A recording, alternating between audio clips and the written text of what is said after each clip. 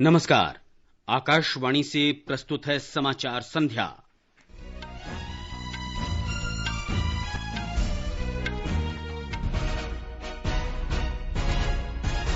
वित्त मंत्री निर्मला सीतारामन ने आत्मनिर्भर भारत निर्माण के लिए 8 क्षेत्रों में ढांचागत सुधारों की घोषणा की। कोयला क्षेत्र में वाणिज्यिक खनन की राजस्व बंटवारे के आधार पर मंजूरी। इस क्षेत्र में 50,000 करोड़ रुपए का निवेश होगा। रक्षा विनिर्माण क्षेत्र में स्वचालित रूप से प्रत्यक्ष विदेशी निवेश की सीमा 49 से बढ़ाकर 74% की गई। कोविड-19 मरीजों के स्वस्थ होने की दर 35% से अधिक हुई और वंदे भारत मिशन के दूसरे चरण में दुबई से 177 यात्रियों को लेकर विशेष विमान कोच्चि पहुंचा।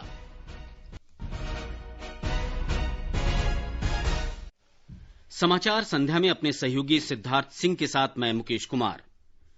वित्त मंत्री निर्मला सीतारामन ने कोविड-19 से प्रभावित देश की अर्थव्यवस्था को पटरी पर लाने के लिए घोषित आर्थिक पैकेज के सिलसिले में कई घोषणाएं की हैं। वित्त मंत्री और वित्त राज्य मंत्री अनुराग ठाकुर ने आज नई दिल्ली में आर्थिक पैकेज की चौथी किश्त की घोषणा करते हुए कहा कि इसके तहत आत्मनिर्भर भारत के निर्माण के लिए नीतिगत और ढांचागत सुधारों पर विशेष जोर दिया जाएगा। वित्त मंत्री ने बताया कि 8 क्षेत्रों कोयला, खनिज, रक्षा उत्पादन, नागर विमानन, बिजली वितरण कंपनियों, अंतरिक्ष क्षेत्र और परमाणु ऊर्जा पर विशेष ध्यान केंद्रित करते हुए ढांचागत सुधार किए जाएंगे। वित्त राज्य मंत्री अनुराग ठाकुर ने बताया कि रक्षा विनिर्माण क्षेत्र में स्वचालित रूप से प्रत्यक्ष विदेशी निवेश की सीमा 49% से बढ़ाकर 74% कर दी गई है। मेक इन इंडिया को बढ़ावा देने के लिए हथियारों और उनके कलपुर्जों की सूची बनाई गई है, जिनका अब आयात नहीं होगा और उनका उत्पादन स्वदेश में ही किया जाएगा। सरकार इस तरह के आयात को रोकने के लिए वार्षिक आधार पर योजना बनाएगी और उसे अधिसूचित करेगी। ऑर्डिनेंस फैक्ट्री बोर्ड का निगमीकरण होगा ताकि उनके कामकाज में और सुधार हो, बेहतर प्रोडक्ट बन सकें, सेना को और अच्छे हथियार मिल सकें, दुनिया भर के देशों पर हमारी निर्भरता कम हो।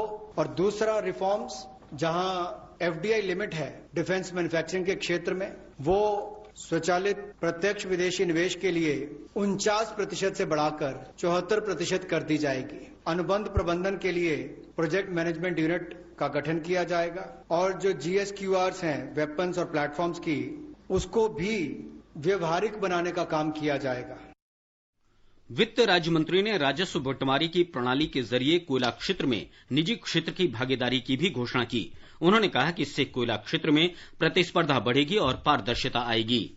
जो प्रति टन पहले जितने रुपए मिलते थे उसकी बजाय अब राजस्व साझा करने की बात आएगी और जैसे पहले जो स्टील प्लांट चलाते थे, बिजली का उत्पादन करते थे, केवल उनको मिलता था। इसके लिए ओपन ऑक्शन भी होगी ताकि ओपन मार्केट में सेल कर सकें, ज्यादा लोग इसमें आए, ज्यादा इसका खनन हो सके। लगभग 50 ऐसे नए ब्लॉक्स खनन के लिए नीलामी पर आने वाले समय में उपलब्ध करवाए जाएंगे और इसमें अपफ्रंट पेमेंट की सीलिंग होगी। इसके अलावा जो पार्शली एक्सप्लोर्ड थे हमारे खदान, उनको भी देने का काम किया जाएगा ताकि उनका भी खनन और किया जा सके और उसका लाभ भी मिले। आधारभूत ढांचे के डेवलपमेंट के लिए लगभग 50,000 करोड़ रुपया खर्च होगा। नागर विमानन क्षेत्र में सुधारों की घोषणा करते हुए वित्त मंत्री ने भारतीय वायु क्षेत्र का केवल 60% वाणिज्यिक उड़ानों के लिए उपलब्ध होने का उल्लेख करते हुए घोषणा की कि अधिक वायु क्षेत्र की उपलब्धता के लिए प्रतिबंधों में छूट दी जाएगी। उन्होंने कहा कि इस फैसले से क्षेत्र को 1,000 करोड़ रुपए का लाभ होगा क्योंकि इससे वाणिज्यिक उड़ानों के लिए ईंधन और समय में काफी कटौती हो सकेगी। वित्त राज्य मंत्री अनुराग ठाकुर ने कहा कि देश के 6 और हवाई अड्डों की नीलामी सार्वजनिक निजी भागीदारी के तहत की जाएगी। एयरपोर्ट अथॉरिटी ऑफ इंडिया ने ये सार्वजनिक निजी साझेदारी के तहत 6 में से 3 हवाई अड्डों का अनुबंध प्रदान किया है और इसमें से जहां पहले 540 करोड़ रुपया आता था प्रतिवर्ष, अब 1,000 करोड़ रुपया आता है और इसके अलावा एयरपोर्ट अथॉरिटी ऑफ इंडिया को डाउन पेमेंट भी लगभग 2,300 करोड़ रुपए की मिलेगी। ये एनुअल रेवेन्यू जो 6 एयरपोर्ट्स का है और 6 और एयरपोर्ट्स को आइडेंटिफाई किया गया है दूसरे राउंड की बिडिंग के लिए। इसका बिड प्रोसेस भी जल्द शुरू कर दिया जाएगा। अतिरिक्त निवेश जो हम इस प्राइवेट प्लेयर्स के माध्यम से देख रहे हैं निजी क्षेत्र में, ये 12 हवाई अड्डों में पहले और दूसरे चरण में 13,000 करोड़ रुपए का निवेश 12 हवाई अड्डों में आएगा। वित्त मंत्री ने कहा कि सरकार देश में विमानों के रखरखाव, मरम्मत और ओवरहॉल के लिए कर ढांचे को और तर्कसंगत बनाएगी। अभी तक विमानों को रखरखाव और मरम्मत के लिए विदेशों में भेजना पड़ता था। श्रीमती निर्मला सीतारमण ने बताया कि सरकार बिजली वितरण कंपनियों के लिए जल्द ही एक शुल्क नीति बनाएगी, जिसमें उपभोक्ताओं के अधिकारों और बिजली उद्योग को बढ़ावा देने और उसके सतत विकास का पूरा ध्यान रखा जाएगा। श्री अनुराग ठाकुर ने एक अन्य बड़े सुधार का जिक्र करते हुए बताया कि सरकार अस्पतालों जैसी सामाजिक अवसंरचना में निजी क्षेत्र के निवेश को बढ़ावा देगी। सामाजिक बुनियादी ढांचे में निजी क्षेत्र के इन्वेस्टमेंट को बल देने के लिए कुछ बदलाव उसमें किए गए। वाइबिलिटी गैप फंडिंग में 30% केंद्र और 30% राज्य सरकारें उसमें वाइबिलिटी गैप फंडिंग के रूप में देंगी। इससे इस क्षेत्र को बल मिलेगा, लेकिन बाकी सेक्टर्स में 20% ही रहेगा और इसमें कुल मिलाकर सामाजिक बुनियादी ढांचे के इस सेक्टर के वाइबिलिटी गैप फंडिंग के लिए लगभग 8100 करोड़ रुपए का आउटले किया गया है और इन प्रोजेक्ट को राज्य और केंद्र की सरकारें प्रपोज करेंगी। भारतीय अंतरिक्ष क्षेत्र खोलने की घोषणा करते हुए केंद्रीय मंत्री ने कहा कि इससे अंतरिक्ष संबंधी गतिविधियों में निजी क्षेत्र की भागीदारी को बढ़ावा मिलेगा। अनुमानित नीति लाकर हम अंतरिक्ष क्षेत्र में एक बड़ा सुधार लाएंगे और यही नहीं, निजी क्षेत्र की कंपनियों को इसरो की सुविधाएं या जो एसेट्स हैं उनको इस्तेमाल का प्रावधान करेंगे ताकि वे अपनी क्षमता बढ़ा सकें और उपलब्धियों भरा हमारा आने वाला समय अंतरिक्ष के क्षेत्र से जुड़ी हुई, चाहे वो सेवाएं हो या बाहरी अंतरिक्ष यात्रा जैसे प्रोजेक्ट्स हो, इनमें भी निजी क्षेत्र आगे बढ़कर आए, ऐसा हमारा प्रयास रहेगा। उदार जियोपॉलिटिकल डाटा पॉलिसी हम लेकर आएंगे रिमोट सेंसिंग डेटा के लिए, ताकि टेक्नोलॉजी एंटरप्रेन्योर्स, विशेष तौर पर स्टार्टअप्स जो इस पर काम करते हैं, उनको विदेशी कंपनियों पर निर्भर ना रहना पड़े। परमाणु ऊर्जा क्षेत्र में बड़े सुधार की घोषणा करते हुए वित्त राज्य मंत्री ने कहा कि चिकित्सा संबंधी उपकरणों के उत्पादन के लिए सार्वजनिक निजी भागीदारी के आधार पर अनुसंधान रिएक्टर स्थापित किए जाएंगे। मेडिकल आइसोटोप्स का उत्पादन करने के लिए पीपीपी मोड में रिसर्च रिएक्टर्स का स्थापना करेंगे और इससे कैंसर की ट्रीटमेंट के लिए भी इससे पहले लगातार दुनिया भर के देशों को यहां से मेडिसिन देने का काम किया हो, उस दिशा में भी हम कदम आगे बढ़ा सकें। गृहमंत्री अमित शाह ने आर्थिक पैकेज की घोषणाओं के लिए प्रधानमंत्री नरेंद्र मोदी और वित्त मंत्री निर्मला सीतारामन को धन्यवाद दिया है। उन्होंने कहा कि इन फैसलों से देश की अर्थव्यवस्था को मजबूत बनाने और आत्मनिर्भर भारत के निर्माण के प्रयासों को बढ़ावा मिलेगा। श्री शाह ने कहा है कि रिफॉर्म, परफॉर्म और ट्रांसफॉर्म का प्रधानमंत्री का मंत्र पिछले 6 वर्षों से देश के विकास की कुंजी रहा है। गृहमंत्री ने कोयला उत्पादन में देश को आत्मनिर्भर बनाने में प्रधानमंत्री द्वारा उठाए गए कदमों के लिए उन्हें बधाई दी। उन्होंने कहा कि एक मजबूत, सुरक्षित और सशक्त भारत श्री मोदी की प्राथमिकता है। नीति आयोग के सदस्य और अनुसंधान और विकास संगठन निदेशालय के महानिदेशक वीके सारस्वत ने कहा है कि आत्मनिर्भर भारत अभियान के तहत सरकार द्वारा शुरू किए गए व्यवस्थित सुधारों का दीर्घकालिक प्रभाव होगा। उन्होंने शस्त्रों और उनके हिस्से पुर्जों के स्वदेश में उत्पादन के फैसले की सराहना की। स्ट्रक्चरल रिफॉर्म्स की जरूरत होती है, क्योंकि अगर सुपरफिशियल रिफॉर्म्स होते रहेंगे तो वो शॉर्ट टर्म होते हैं। स्ट्रक्चरल रिफॉर्म्स करने से लॉन्ग टर्म बेनिफिट्स होते हैं। और जैसे माइनिंग में उन्होंने बताया अभी हम कर रहे हैं या और दूसरे सेक्टर्स में कर रहे हैं, तो इससे हमारे को लॉन्ग टर्म बेनिफिट्स होंगे। और मैं जो कॉन्स्टेंसी ऑफ पॉलिसी की बात कर रहा हूं वो भी इसी से इवॉल्व होगी। आर्म फोर्सेज 2 तरह से प्रोक्योर करती हैं, एक होता है रेवेन्यू प्रोक्योरमेंट, एक होता है कैपिटल प्रोक्योरमेंट। कैपिटल प्रोक्योरमेंट तो मेजर होता है, रेवेन्यू प्रोक्योरमेंट भी काफी मेजर होता है, जो कि स्पेयर पार्ट्स होते हैं, कंज्यूमेबल्स होते हैं। तो ये चीजें अगर हमारे हिंदुस्तान में बनने लगे तो हमें काफी फायदा होगा, सेल्फ रिलायंस भी बढ़ेगा और हमें दूसरे देशों के ऊपर डिपेंड नहीं रहना पड़ेगा। आवासन और शहरी कार्य मंत्री हरदीप सिंह पुरी ने कहा है कि सरकार ने ऐसे कई उपाय किए हैं ताकि रियल एस्टेट क्षेत्र कोरोना से उत्पन्न स्थिति का सफलतापूर्वक सामना कर सके। आज उन्होंने कहा कि रियल एस्टेट क्षेत्र को मदद के लिए नियामक प्राधिकरणों को महत्वपूर्ण भूमिका निभानी होगी। उन्होंने कहा कि उनके मंत्रालय ने सभी राज्यों और केंद्र शासित प्रदेशों को परामर्श दिया है कि वे रियल एस्टेट अधिनियम के तहत पंजीकृत सभी रियल एस्टेट परियोजनाओं के पूरा होने का समय 6 महीने के लिए बढ़ा दें। राज्य नियामक प्राधिकरण आवश्यकता पड़ने पर इस अवधि को 3 महीने और बढ़ा सकती है। The ministry has issued necessary advisory to all states and union territories and their regulatory authorities for issuance of necessary orders and direction under the enabling provisions of RERA to automatically extend the completion date or revise extended completion date for all real estate projects registered under RERA for a period of 6 months where completion date expires on or after 25th March this year. सरकार द्वारा घोषित आर्थिक package के तहत पशुपालन क्षेत्र के बारे में की गई घोषणाओं का गुजरात में डेयरी क्षेत्र के उद्यमों ने स्वागत किया है। देश के बेहतरीन डेयरी ब्रांड अमूल के दुग्ध उत्पाद तैयार करने वाली सहकारी कंपनी ने कहा है कि देश में डेयरी अवसंरचना के लिए दिए गए खर्च से 5 करोड़ लीटर अतिरिक्त दुग्ध उत्पादन में मदद मिलेगी। Gujarat cooperative milk marketing federation के प्रबंध निदेशक आरएस सोढ़ी ने आकाशवाणी से बातचीत में डेयरी इंफ्रास्ट्रक्चर फंड की घोषणा की सराहना की।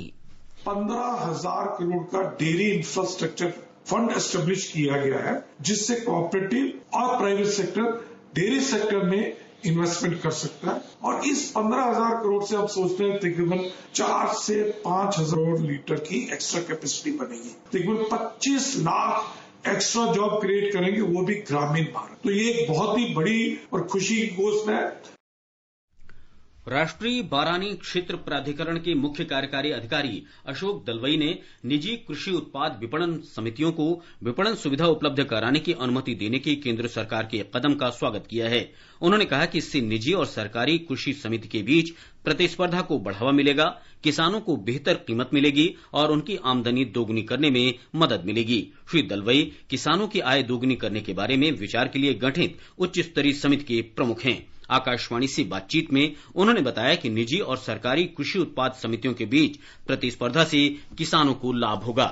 Government of India has now announced this is a part of the package to bring intra-state and interstate trade, which means that the farmers will be able to directly sell their agriculture produce outside the APMCs from anywhere to anywhere in the country. Both public sector and private sector APMCs can be set up and there will be competition between the two. This will help the farmers go to any market where they think they can get a better services and better prices. अल्पसंख्यक कार्य मंत्री मुख्तार अब्बास नकवी ने कहा है कि किसानों और कामगारों के बैंक खातों में प्रत्यक्ष लाभ अंतरण के जरिए वित्तीय सहायता भेजी गई है, जिससे बिचौलियों का सफाया हुआ है। उन्होंने कहा कि सरकार देश में कोरोना वायरस से उत्पन्न संकट से निपटने के लिए ईमानदारी और समग्रता से काम कर रही है। उन्होंने कहा कि प्रधानमंत्री नरेंद्र मोदी के लिए ग्रामीण, गरीब, कामगार और किसान प्राथमिकता हैं और उन्हें प्राथमिकता के आधार पर राहत दी जा रही है। केंद्रीय मंत्री धर्मेंद्र प्रधान ने आज वेबिनार के जरिए देश भर के रसोई गैस वितरकों और प्रधानमंत्री उज्ज्वला योजना के 1,500 से ज्यादा लाभार्थियों से बातचीत की। उन्होंने कहा कि प्रधानमंत्री उज्ज्वला योजना ने सफलतापूर्वक 4 साल पूरे किए हैं, जिससे 8 करोड़ से ज्यादा गरीब और उपेक्षित परिवारों के जीवन में सुधार आया है। श्री प्रधान ने कहा कि राष्ट्रीय जनतांत्रिक गठबंधन सरकार ने प्रधानमंत्री गरीब कल्याण योजना की घोषणा की, जिसमें प्रधानमंत्री उज्ज्वला योजना के लाभार्थियों को 3 महीने के लिए मुफ्त गैस सिलेंडर मुहैया कराना था। उन्होंने कहा कि लाभार्थियों के खातों में अग्रिम रूप में पैसा जमा कर दिया गया था। अब तक प्रधानमंत्री उज्ज्वला योजना के 6 करोड़ 28 लाख से ज्यादा लाभार्थियों ने मुफ्त सिलेंडर प्राप्त किए हैं। विदेशों में फंसे भारतीयों को स्वदेश लाने वाले वंदे भारत अभियान का दूसरा चरण आज से 22 मई तक चलेगा। इस चरण में खाड़ी क्षेत्र से 39 उड़ानों की योजना है। इनमें से 11 उड़ानें संयुक्त अरब अमारात से चलेंगी।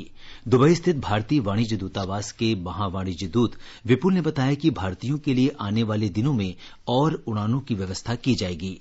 वंदे भारत अभियान के पहले चरण में खाड़ी क्षेत्र से 29 उड़ानों के जरिए 5,000 भारतीयों को स्वदेश लाया गया। अभियान के दूसरे चरण के तहत आज 177 प्रवासियों को लेकर एक विमान दुबई से कोच्चि पहुंचा। संयुक्त अरब अमारात से भी प्रवासियों को लेकर 2 विमान आज केरल पहुंचेंगे। केंद्र शासित प्रदेश जम्मू कश्मीर के मुख्य सचिव BVR सुब्रमण्यम ने ओमान, दुबई, ईरान में फंसे प्रदेश के निवासियों को वंदे भारत अभियान के तहत स्वदेश लाने के लिए केंद्र से संपर्क किया है। इससे पहले बांग्लादेश से प्रदेश के फंसे छात्रों को स्वदेश लाया गया है। देश भर में विभिन्न राज्यों से अब तक कुल 1,074 विशेष श्रमिक रेलगाड़ियां चलाई गई हैं। पिछले 15 दिनों में इन रेलगाड़ियों के जरिए 14 लाख लोगों को उनके गृह राज्यों तक पहुंचाया गया है। ये विशेष श्रमिक रेलगाड़ियां आंध्र प्रदेश, दिल्ली, गुजरात, हरियाणा, महाराष्ट्र, पंजाब, राजस्थान, तमिलनाडु और तेलंगाना राज्य से चलाई गई हैं। ब्यौरा हमारे संवाददाता से।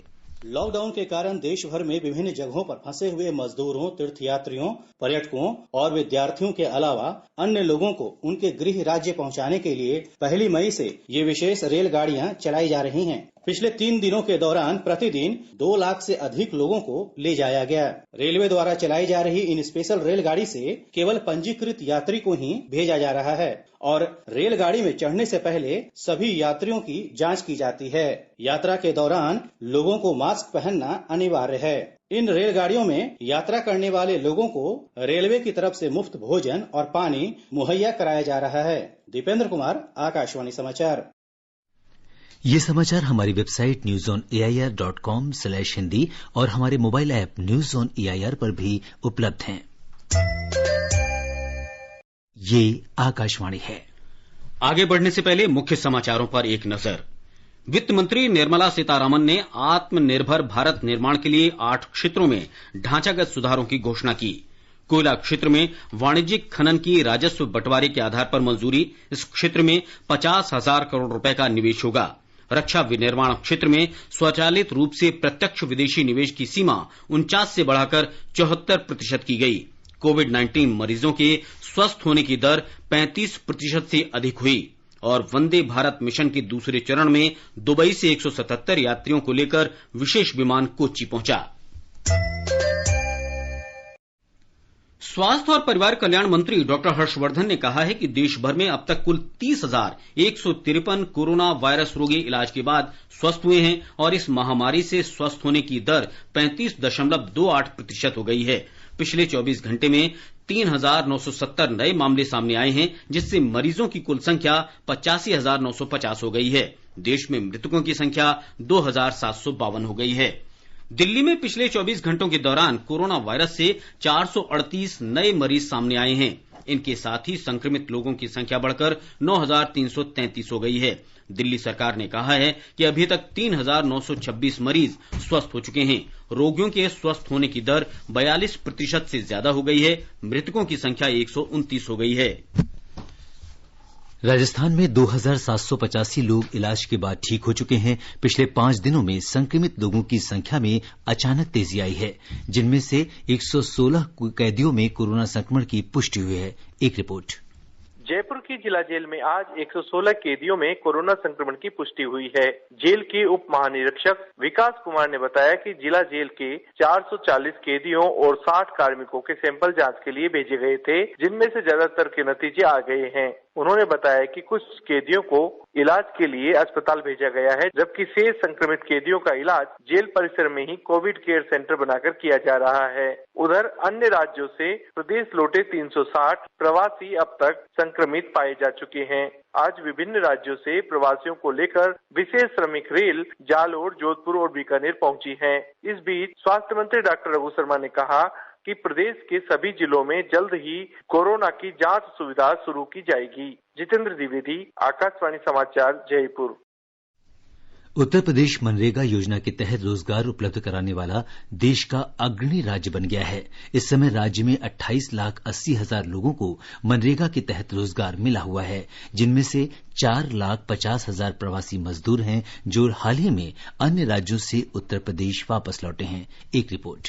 आकाशवाणी समाचार के साथ खास बातचीत में प्रदेश के ग्राम विकास विभाग के प्रमुख सचिव मनोज कुमार सिंह ने कहा कि मनरेगा में काम करने वाले मजदूरों की संख्या में प्रतिदिन लगभग 1 लाख प्रवासी मजदूरों का इजाफा हो रहा है। उन्होंने कहा 4.5 लाख मजदूर जो बाहर से आए हैं उनको अभी तक नरेगा के काम से जोड़ा जा चुका है। लगभग 28.5 लाख लोग इस पे कल काम कर रहे थे। दूसरी तरफ सेल्फ हेल्प ग्रुप को हम लोग फेयर प्राइस शॉप पे वो काम करें, उनके जरिए फेयर प्राइस शॉप में पीडीएस का डिस्ट्रीब्यूशन हो और जो एग्रो प्रोसेसिंग है और मैन्युफैक्चरिंग है छोटे स्तर पे गांव में, उसको सेल्फ हेल्प ग्रुप के द्वारा उत्कृष्टता के साथ किया जा सके, इस दिशा में प्रयास किया जा रहा है। राज्य सरकार ने मनरेगा मजदूरों को रोजगार देने के लिए 22 नदियों के पुनर्जीवन का काम शुरू कर दिया है और 1 हफ्ते के भीतर ही मजदूरों के खाते में पैसा भेजा जा रहा है। इस मौसम के काम के खत्म हो जाने के बाद मजदूरों को आने वाले बारिश के मौसम के दौरान व्यापक पौधारोपण के कार्य से जोड़कर रोजगार दिलाने की योजना बनाई जा रही है। सुशील चंद्र तिवारी, आकाशवाणी समाचार, लखनऊ।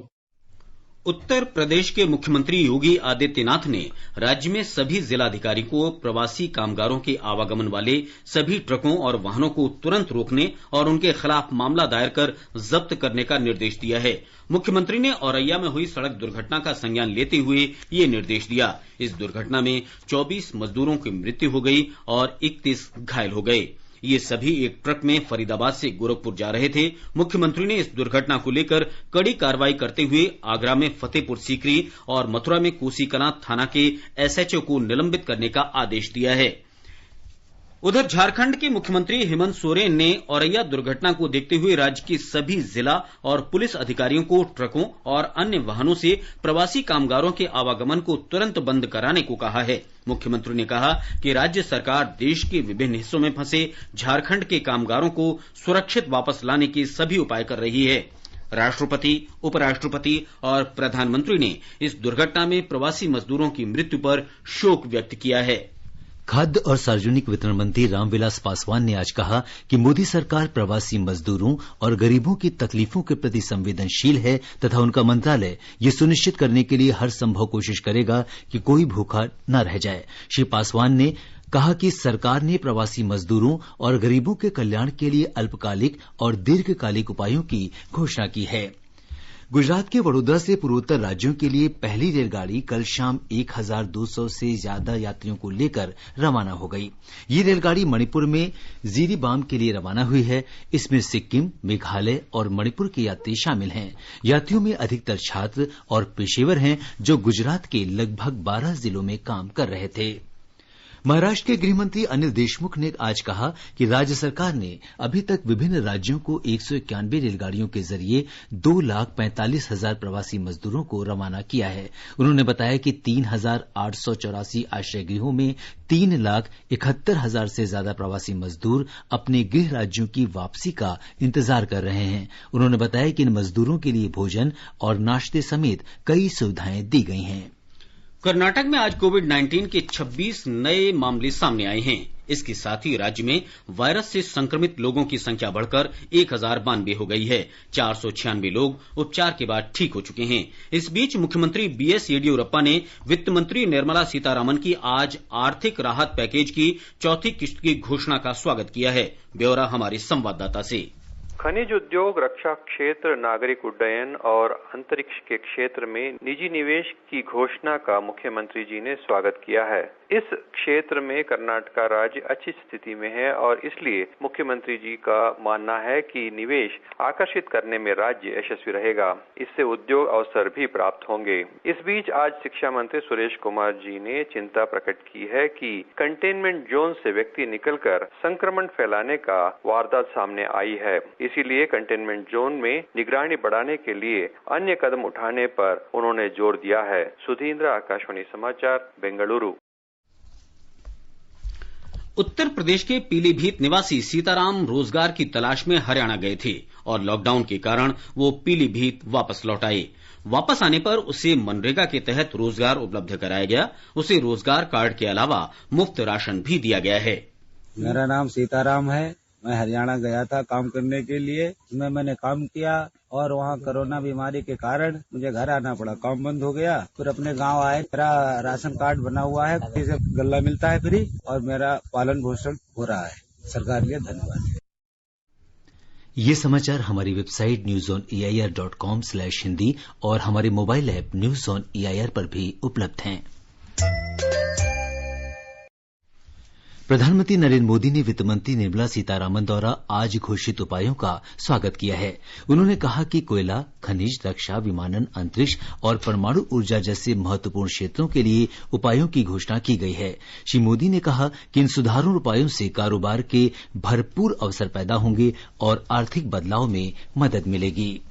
प्रधानमंत्री ने भारत को वेंटिलेटर प्रदान करने पर अमरीकी राष्ट्रपति डोनाल्ड ट्रंप को धन्यवाद दिया है। श्री ट्रंप ने घोषणा की थी कि अमरीका भारत को वेंटिलेटर देगा।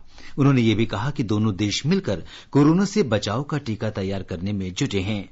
ट्रंप को जवाब देते हुए प्रधानमंत्री ने कहा कि इस महामारी का हम सब मिलकर मुकाबला कर रहे हैं। उन्होंने कहा कि ऐसे मौके पर सभी देशों का मिलकर काम करना महत्वपूर्ण होता है। प्रधानमंत्री ने भारत अमरीका मैत्री और मजबूत होने की कामना की।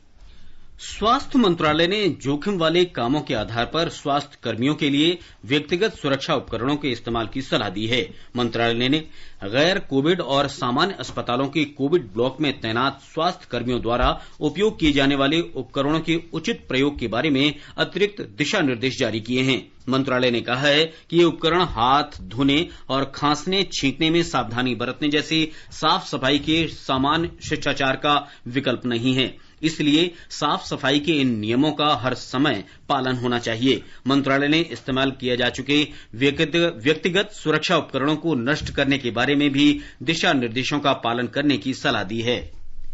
आकाशवाणी पर विशेषज्ञों की सलाह के तहत कोविड-19 महामारी के बारे में प्रमुख चिकित्सा विशेषज्ञों की राय प्रसारित की जाती है। नई दिल्ली के अखिल भारतीय आयुर्विज्ञान संस्थान एम्स के प्रोफेसर डॉक्टर नंद कुमार ने लोगों को घरों में रहने, परिवार के सदस्यों के साथ समय बिताने और योगाभ्यास करने की सलाह दी। We are going to overcome this crisis within a few weeks. In the coming few weeks, stay at home, spend time with the family, do household works, exercise, listen to music, sing with the family, do yoga, meditation, and take care of emotional need of the family and yourself. AIIMS के संक्रामक रोग विभाग की resident doctor Anvita Agarwal ने लोगों को लापरवाही न बरतने और घरों में सुरक्षित रहने की हिदायत दी। Coronavirus may be invisible, but the number of people affected are very much visible. More than 4 lakh people have already been affected all over the world, and the numbers are increasing from day to day. Don't be negligent. Please stay at home. Akashvani का समाचार सेवा प्रभाग आज अपने phone in कार्यक्रम में corona संक्रमण पर एक विशेष परिचर्चा प्रसारित करेगा। ये कार्यक्रम आज रात 9:25 से FM गोल्ड और अतिरिक्त चैनलों पर सुना जा सकता है। श्रोता फोन नंबर 1800-115767 और 011-233-14444 पर कॉल कर स्टूडियो में विशेषज्ञ से सवाल पूछ सकते हैं। आप हमारे Twitter handle @AIR News Alerts के #AskAIR से भी सवाल पूछ सकते हैं। कैबिनेट सचिव राजीव गाबा ने आज नई दिल्ली में राष्ट्रीय आपदा प्रबंधन समिति की बैठक की अध्यक्षता की और बंगाल की खाड़ी में बन रहे चक्रवाती तूफान से निपटने की तैयारियों की समीक्षा की। उन्होंने आवश्यकता के अनुसार तुरंत मदद का आदेश दिया। भारतीय मौसम विभाग ने बताया है कि बंगाल की खाड़ी में बने विक्षोभ के चक्रवाती तूफान में बदलने की आशंका है। इससे 20 मई तक ओडिशा और पश्चिम बंगाल को पार करने की संभावना है। मौसम विभाग ने कहा है कि इससे प्रभाव से भारी बरसात होने और तेज हवाएं चलने तथा ऊंची लहरें उठने की आशंका है। राज्य सरकारों ने मछुआरों को समुद्र में न जाने की सलाह दी है। आइए अब एक नजर देश भर के कल के मौसम पर डालते हैं।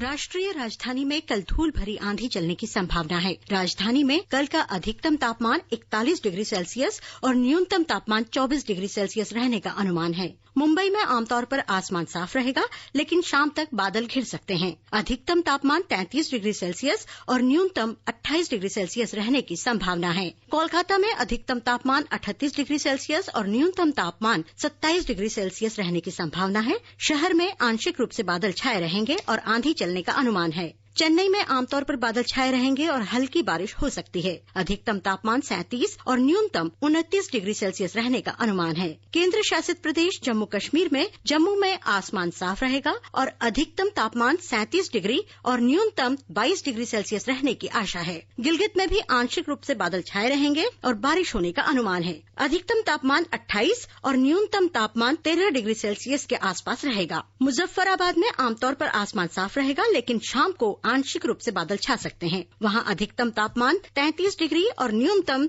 13 डिग्री सेल्सियस रहने का अनुमान है। समाचार कक्ष से मनीषा खन्ना।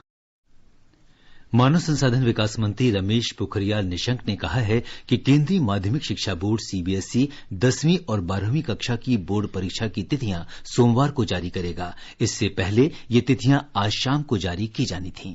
अंत में मुख्य समाचार एक बार फिर। वित्त मंत्री निर्मला सीतारामन ने आत्मनिर्भर भारत निर्माण के लिए 8 क्षेत्रों में ढांचागत सुधारों की घोषणा की। कोयला क्षेत्र में वाणिज्यिक खनन की राजस्व बंटवारे के आधार पर मंजूरी। इस क्षेत्र में 50,000 करोड़ रुपए का निवेश होगा। रक्षा विनिर्माण क्षेत्र में स्वचालित रूप से प्रत्यक्ष विदेशी निवेश की सीमा 49 से बढ़ाकर 74% की गई। कोविड-19 मरीजों के स्वस्थ होने की दर 35% से अधिक हो गई। और वंदे भारत मिशन के दूसरे चरण में दुबई से 177 यात्रियों को लेकर विशेष विमान कोच्चि पहुंचा। इसके साथ ही समाचार संध्या का ये अंक समाप्त हुआ। नमस्कार।